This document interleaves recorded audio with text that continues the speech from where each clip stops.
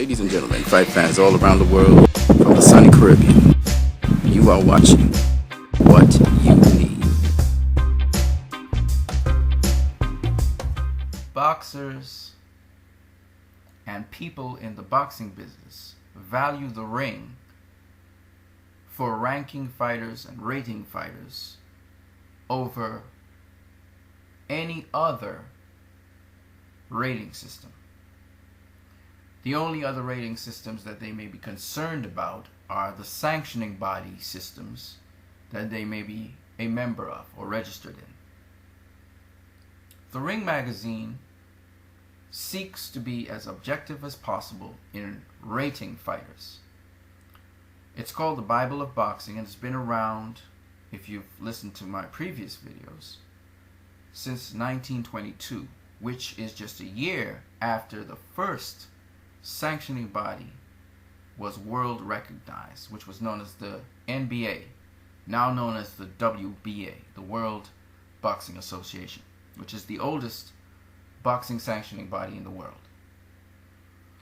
Now what we're going to do is we're going to actually go through in actual examples how the ring rates certain fighters, and we're going to look at it with respect to the 3 top pound-for-pound fighters in the world. But before we do that, I'm going to just scroll on down to the bottom of this page here, where you have the rating or championship policies by the ring.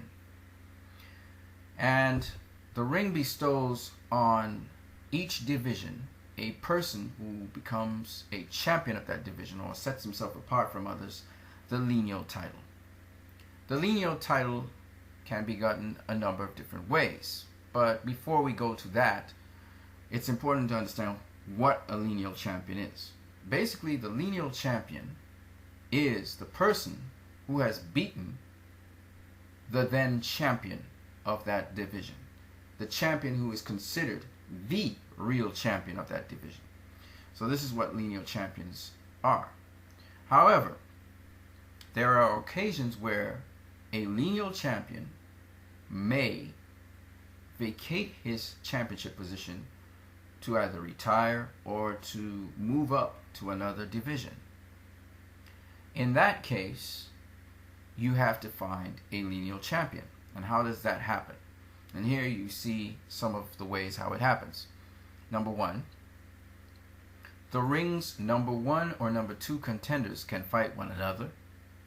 Or 2, if the number 1 and number 2 contenders choose not to fight one another, they can fight someone who is lower in rank, like number 3, 4, or 5. When that happens, the winner is awarded the lineal championship belt, which is known as the ring belt. Like we said, a champion can lose his belt if he's beaten by a contender. If he moves up to another weight class, he can lose his belt. If he's not scheduled to fight anyone for 18 months, if he has not scheduled to fight at his championship weight for 18 months, if he has not been scheduled to fight a top 5 contender in any weight class for 2 years, if he retires, or if he's tested positive for a banned substance. Now, in terms of policies, you probably are wondering, well, how are these guys rated? Well, they're rated based on their results. And their results is the most objective way that you can rate fighters. That means that what we call plus-minus ratios, your wins versus your losses. So if you win, you're awarded a certain number of points. If you lose a certain amount of points. How you win determines how many points you get and how you lose. Point number 2, therefore, talks about their performance. That is, how a fighter performs in a victory or defeat can be a factor to determine his place in the rankings. And point number 3, their track record. A fighter's accomplishments in the recent past can be a factor to determine his place in the rankings. And this includes the quality of opposition. So what we're going to do is follow those guidelines and see how the top 3 ranked pound for pound champions in the world, how they come to be that way. As you can see, level of opposition is important. The fact that you win and that you continue to win, we have to look at their wins versus their losses, and how you win is also important. So if we're going to look at level of opposition and also wins versus losses, we have to look at their records. If we look at Floyd Mayweather's record in front of you right there, it says he has 48 wins of his 48 fights, and he has won 26 of them by knockout. Roman Gonzalez has had 43 wins of his 43 fights, 37 of his wins by knockout. And Vladimir Klitschko has had 64 wins of his 67 fights, 3 losses, and 53 of those wins have come by knockout.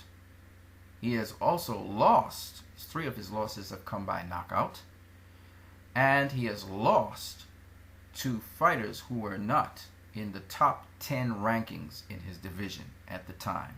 So those things really hurt him in terms of his rankings in the pound for pound rankings. However, all 3 fighters are lineal champions at present. Floyd Mayweather is lineal champion in the welterweight division. Roman Gonzalez is the Ring Magazine's lineal champion at flyweight, and Vladimir Klitschko is a heavyweight lineal champion. Now, before I go into any more detail, people may say, well, Floyd Mayweather, he's a 5-divisional world champion, and Roman Gonzalez, he's a 3-divisional world champion, so they should be ranked above Vladimir Klitschko for their achievements. Yes and no. How we are going to compare is not so much in terms of the amount of divisions these guys have gone up, but we're going to compare the level of opposition that they have faced. We're going to look at their skill sets, and we'll rank their skill sets 1 to 3, where 1 is the highest and 3 is the lowest.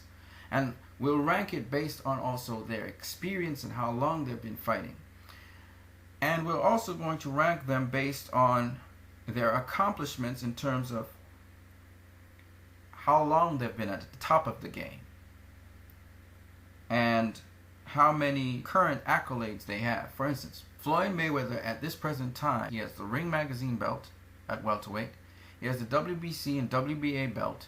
He has the WBC and WBA super welterweight belts. That's 5 belts in all. Roman Gonzalez, he has 2 belts. He has the Ring Magazine belt and he has the WBC flyweight belt. And Vladimir Klitschko, he has the Ring Magazine belt, the IBF belt, the WBO belt, and the WBA heavyweight belts. He has 4. Roman Gonzalez has 2, and Floyd Mayweather has 5. Now here are some other statistics.